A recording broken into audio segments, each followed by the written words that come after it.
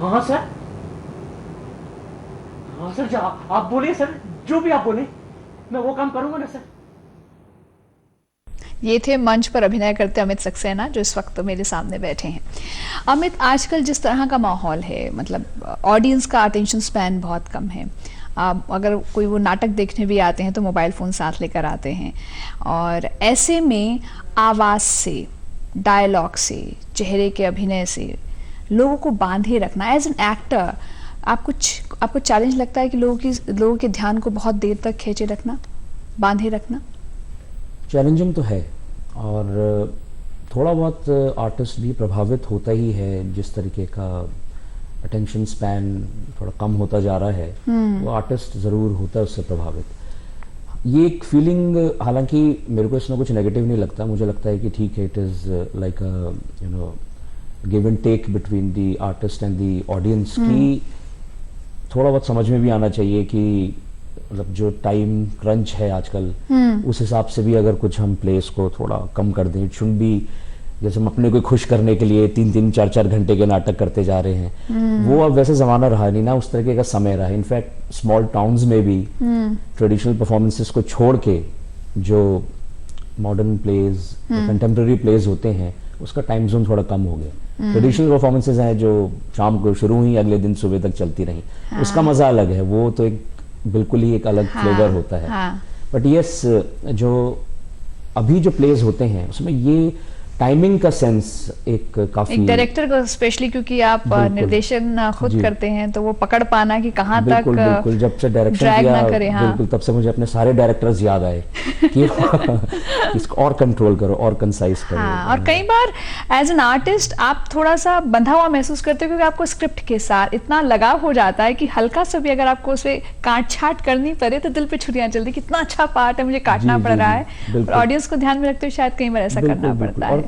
कई बार प्लेज भी गवर्न करते हैं, वो एक सर्टेन टाइम में लिखे होते हैं। कई क्लासिक्स होते हैं जी, लेकिन कुछ प्लेज हैं जो हम करना चाहते हैं, but it has been written कि उसका कॉन्टेक्स्ट उस समय कुछ और था जी, लेकिन अब करते हैं तो वो रेलेवेंट होता है। लेकिन फिर भी कुछ एक पोर्शंस होते हैं which can be taken away, तो उससे वो और सशक्त हो सके जी। तो ये एक कोशिश जरूर रहती है। ये मैं ही नहीं, बहुत मेरे साथ के अभी जितने और डायरेक्टर्स हैं वो भी ऐसा ही करते हैं। They are more into visualizing the text now, instead of speaking and all। तो उसमें भी लाइंस और कम हो जाती हैं। कई बार आप सिंबॉलिकली भी चीजों को दिखा पाते हैं। एब्सोल्युटली। ये तो हमने बात की उस अभिनय की जहां पर आप बोल रहे हैं। अब हम मूक अभिनय की बात करते हैं, पैंटोमाइम, जो कि एक बहुत ही मुश्किल कला है, क्योंकि अगर आप स्टेज पे शब्दों के साथ बोल रहे हैं तो आपके पास एक सहारा है, एक बैसाखी है। आपने पैंटोमाइम में स्पेशल ट्रेनिंग ली है, please tell us about that.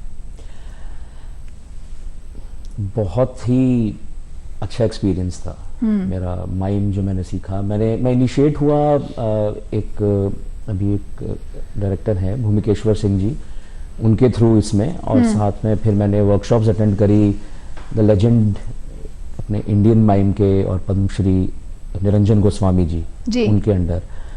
और माइम मुझे ऐसा लगा कि उसने अंदर की एक जो दुनिया होती है, जिसको हम इन बिटवीन द लाइंस बोलते हैं। अगर मुझे लगता है कि असली performance is not saying the lines, it lies in between the lines.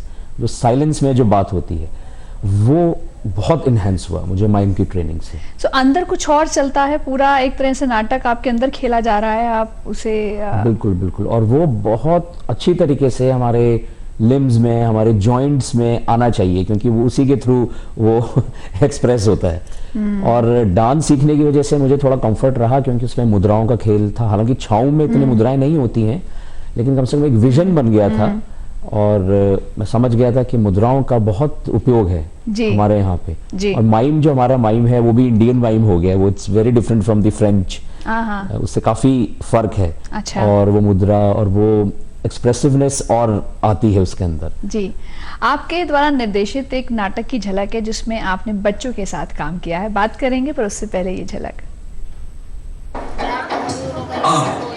आपके मन में प्रश्न उठ रहा होगा कि हमारा आगे चलकर क्या होगा। आपकी उम्र में ये सवाल आता ही है। ये सिंपल कॉमन सेंस है जो हम में बहुत है। पर जो हम में है वो हमारे काम में सब में नहीं है, क्योंकि हम आपको आपका चेहरा देखकर बता सकते हैं कि तुम बड़े होकर क्या बनोगे। तुम मन में एक अल्फाबेट सोचो, सोचो, सोचो।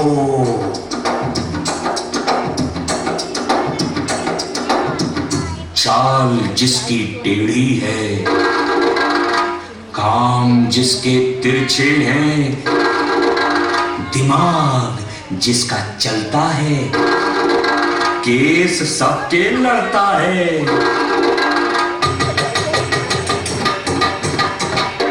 जिता के जो कर दे पैसों का शौहर, तुमने सोचा एल तो तुम बनोगी एल से लॉयर।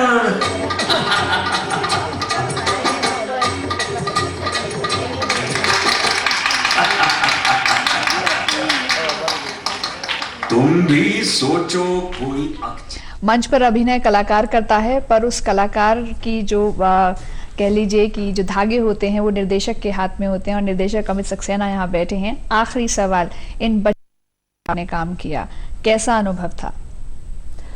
अनुभव तो ऐसा है कि ऐसा लगता है कि यही हमें सिखा रहे हैं बच्चे। उनकी दुनिया इतनी विस्तृत होती है, और मैं यही कहना चाहूँगा कि मैं अपने आप को एज ए टीचर भी देखता हूँ इस फील्ड में, क्योंकि जो मैं सीख रहा हूँ, अभी भी मैं सीख ही रहा हूँ, या अब तक जो भी मैंने पाया है, तो मुझे लगता है कि ये आगे भी जाए। इसी वजह से चाहे एनजीओ हो, ये परफॉर्मेंस एक एनजीओ के लिए थी, या मेरा अपना एक सेंटर है जिसमें हम बच्चों के संग ट्रेनिंग और आर्ट एंड कल्चर से रिलेटेड एप्रिसिएशन कोर्स हम चलाते हैं। तो ये एक तरीके से मेरे मन में एक रिस्पॉन्सिबिलिटी है कि ये जो मैं पा रहा हूँ अपने गुरुओं से, अपने आसपास से, वो यहीं तक सीमित ना रहे, वो आगे भी जाए, और बच्चों से अच्छा माध्यम मुझे नहीं लगता और कोई है।